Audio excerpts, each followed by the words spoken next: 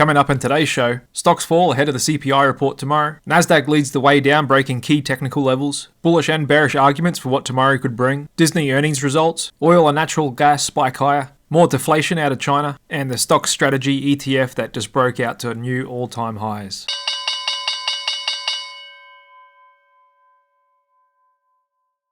Hey, what's up everybody? Hope you're doing well. My name's Jared and welcome to the Click Capital Daily Market Show. I'm going to run over all the most important news, data and charts from the markets for you today. And today was another tale of two markets. We saw tech come off heavy today, with NVDA down almost 5%, Tesla off 3%, and a bit more weakness in the financials after Moody's downgrade of a few regional banks. However, the winning sector today was energy on the back of crude, ripping up to new year-to-date highs, which I'll get into a bit later. And we saw a bit of a bid in the defensive sectors like healthcare, consumer staples, and utilities today. And the Nasdaq led the way on the downside today, having its worst start to a month or year. And August is typically a seasonally weak period for the stock market, and we can see that in the Nasdaq. Triple Qs today, closing at multi-week lows and below this trend line and 50-day VWAP. And same with the S&P 500, closing underneath its 50-day VWAP at 44.67. And it looks like this bearish engulfing pattern we got 2 Thursdays ago just may indeed be playing out after we rejected off this big resistance zone around 4,600. However, we've still got the Dow Jones Industrial, mid caps, and the Russell 2000 small caps still sitting just above their 50-day VWAPs as well. So there's not a whole lot of bearish breadth out there as we're seeing a bit of bifurcation in the market. The most important economic data and news of the month is due out tomorrow. And that's going to be the inflation CPI report for July. And that's expected to come in with a monthly increase of 0.2%.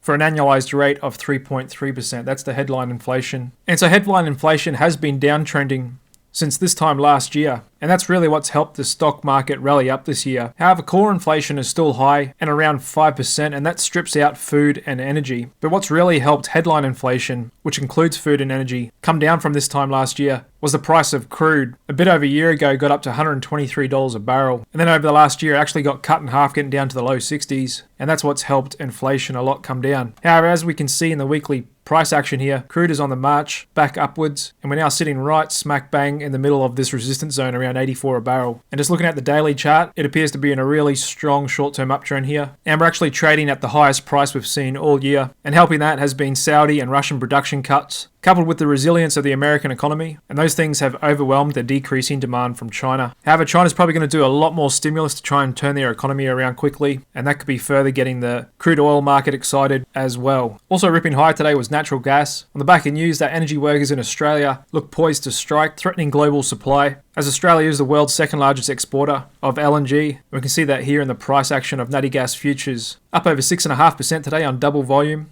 and look to have found a bottom, but still well down over the past 6 months and year, and we're still yet to find year-to-date highs, which is a bit above $4.30 a unit. So while we have seen a move up in the cost of energy the last couple of weeks, there's likely to be a bit of lag on that throughout the economy, and headline inflation could very well come in at 3.3% as expected tomorrow. Same on core inflation rate. However, if we don't get the surprise increase in inflation tomorrow, it may come in September or the October report, once those higher energy prices filter throughout the economy. Current supplies have been depleted, and buyers need to reload up at higher prices. And so if we continue to see energy commodity prices continue to move higher, it's very likely we will see an uptick in CPI at some point over the next couple of months, and that could upset the stock market if it's not already. However, compared to history, when typically CPI days are a pretty big deal in the stock market and get things really moving, the market's reaction to CPI days this year has been quite muted, because last year the average percentage move in the S&P 500 on a CPI day was 1.9%, the biggest being 5.4%, and the largest drop being 4.3%. However, this year the average move up or down on CPI day has only been 0.62%, and we can see that in the VIX index. Volatility's been absolutely sucked out of the market and compressed down to multi-year lows in the mid-12s. However, we had a little bit of a bump up the last week here, and we can see the new VIX one-day index pricing in a bit of a move tomorrow,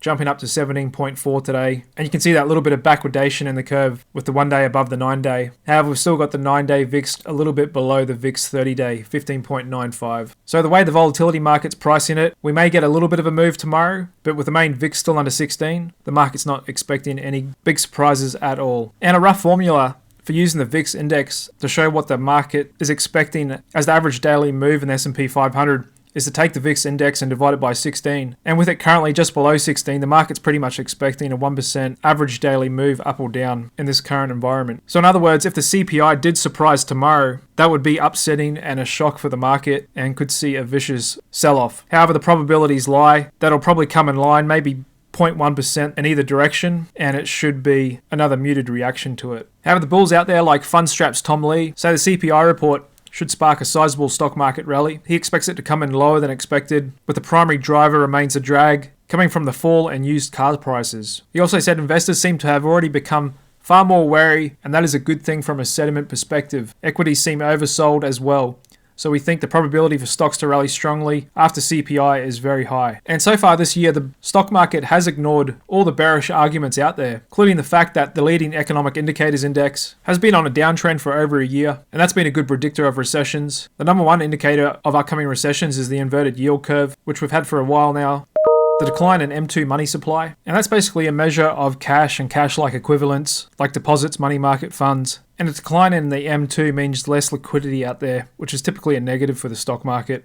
On top of that, consumers are running out of excess savings, and with record credit card debt above $1 trillion at 20-year interest rate highs, and of course tightening monetary policy from the Fed, making the cost of capital more expensive. In addition to their ongoing quantitative tightening program, which means they're trying to reduce their balance sheet and stop printing money to buy securities and pump liquidity into the system. And that's why we're seeing top economists saying investors are sleepwalking into market turmoil and a recession early next year. Steve Hanke says the full impact of the decline in US money supply hasn't been felt yet. He's saying most investors are too complacent, going on to say the soft landing folks are saying, oh, see, the labor market's still strong, stock market's still strong, economy seems to be running okay, inflation's coming down, we're going to have a soft landing. He's saying, no, we haven't seen the decline in money supply hit the real economy yet. With the usual lags, it'll be early 24. He also referenced the federal debt and warning the US government is poised to spend more and more of its budget just paying interest. And that's true because government spending can be a big driver in the economy. However, that could be a trend that plays out over many years, not just the next couple of months. Another news out today, we got Disney earning results, which showed that Disney Plus subscribers fell 7% from the previous quarter. They hiked prices for the service as well. And this was on the back of the news yesterday of Disney-owned ESPN doing a partnership with Penn Entertainment to launch a new app, ESPN Bets, which is a US-based sports betting platform. And so basically Penn will have rights to use the ESPN branding and licensing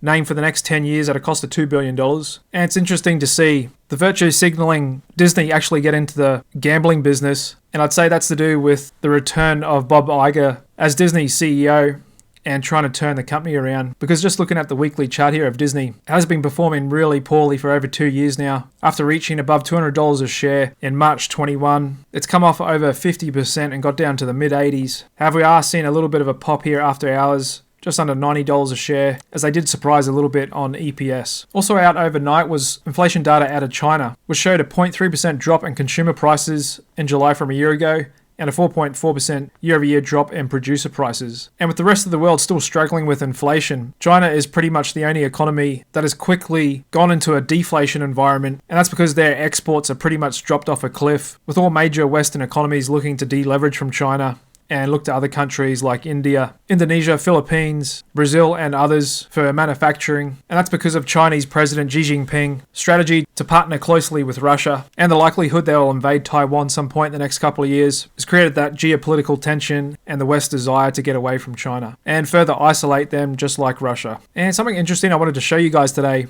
was a long-only stock ETF actually breaking out to new all-time highs, and that's Pacer ETF's US Cash Cows 100 ETF. And basically that just invests in the top 100 companies based on free cash flow yield from the Russell 1000. So free cash flow is the cash remaining after a company has paid expenses, interest, taxes, and long-term investments. It can be used to buy back stock, pay dividends, or participate in mergers and acquisitions. The ability to generate a high free cash flow yield indicates a company is producing more cash than it needs to run the business and can invest in growth opportunities. The fund has a management expense ratio of 0.49% and pretty well invested fund with almost $14.5 billion in it. And there's a look at the daily chart of the US Cash Cows breaking out here today, and there's a look at the longer term monthly chart. And this is one of the very few stock only ETFs to be breaking out to new all-time highs in this current environment. And that just kind of shows that there isn't a lot of bearish or bullish breadth out there in the market. It's kind of mixed and a bit of bifurcation. And so as it stands, the VIX option market isn't expecting too much of a surprise tomorrow. and neither is the Fed Fund Futures. Still only assigning a 13.5% chance the Fed will hike in September. Bit better than 1 in 4 they will do it in November, and these probabilities could change a lot tomorrow if we do get a surprise. If CPI comes in lower than expected, the market may price that the Fed is actually done. However, the market did price the Fed was done after Silicon Valley Bank collapse. At one point, there was a 1% chance that the Fed would hike again, and the Fed did end up hiking again last month. So like I said, CPI will most likely come in line with expectations tomorrow, and we may not see that bump up until next month or October, once higher energy prices have played their way throughout the economy. And even though we've got the S&P 500 and NASDAQ both underneath their 50-day VWAPs, the Fear and Greed Index is still elevated at 67 and has to be one of the most persistently elevated readings I've ever seen. And that's mostly due to the options market, with the majority of volume still on calls, 55% today, and a little bit busy going into tomorrow at 40.2 million contracts traded. A little bit of a tick up in buying from dark pool traders today, but still overall diverging from the market. And another little tick up from corporate insiders buying their stock, 55 purchases yesterday, but still relatively low overall. And it's over to the charts. We did see some big moves on the downside out there today from big companies again. The first being Roblox, down almost 22% on its earnings. Another good performer this year, Upstart, down 34% today after its earnings. Lyft down 10%. WeWork down 38%. Nikola down 12%. And a bunch of other meme stocks as well coming off pretty hard today. The other big technical move today was NVDA, closing down almost 5%, but more importantly, losing its 50-day VWAP for the first time since the start of the year. Back in early January was the last time it was below it. And that was on above average volume as well, and we've still got earnings coming out from them in 2 weeks. The other big one, Tesla, continues to trade weak, finding new multi-week lows today, and Apple found new lows today as well. Microsoft's still on a short-term downtrend, Google and Amazon still holding up a lot better, and Meta getting close to its 50-day VWAP as well. International stock indices are holding up a little bit better though, and short-term breadth in the States is still a little weak with 35% of stocks above their 20-day average, but still the majority of stocks holding above their medium-term average at 57%. And there's the amount of stocks making new lows on the NASDAQ,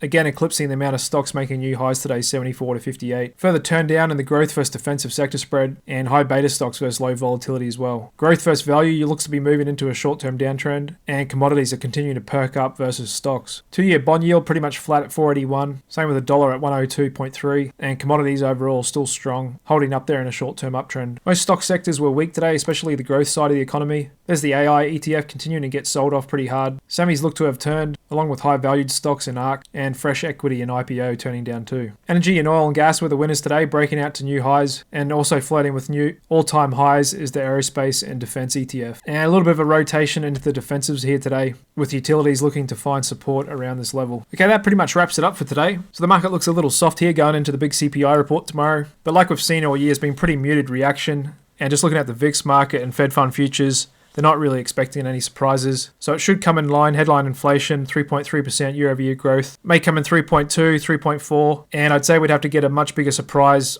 on the up or downside to really get the market moving in any direction. However, I think we may get the surprise on the upside next month or October, especially if we continue to see commodity prices moving up. It'd be very surprising if inflation did just keep on this linear path down to 2% with no bumps on the upside. And just looking at our sector trends table, we are seeing a bunch more red develop here. And it's only the oil, gas, energy, healthcare, aerospace, and defense that are still on uptrends on all time frames. So right now, most of the market is in a short-term pullback and looks to be on the verge of a medium-term correction. And we'll just have to wait and see what happens tomorrow and how the market reacts to whatever number we get coming in. And that's it for today. Thanks very much for tuning in, and I'll see all you guys again tomorrow afternoon. Cheers.